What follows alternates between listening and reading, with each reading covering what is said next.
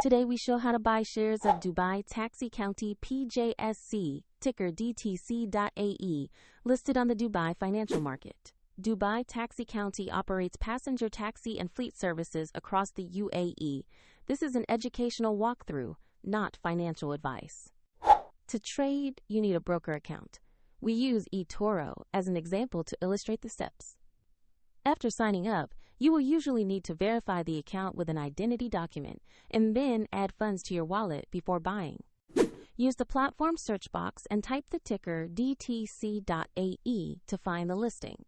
Inspect the search results carefully to locate the Dubai Taxi Co PJSC entry on DFM. Open the stock page to see basic company information and a price chart. Check the company name, market DFM, and ticker to confirm this is the correct asset. Verify the listing details before proceeding. Click Invest or Buy, enter the amount you want to allocate, then review the order details and confirm. If the market is closed, your order may execute when trading reopens, and if funds are insufficient, the platform will prompt you to add money before it completes the order. Your new position will appear in your portfolio once the order is filled. For the example link to eToro, check the description below.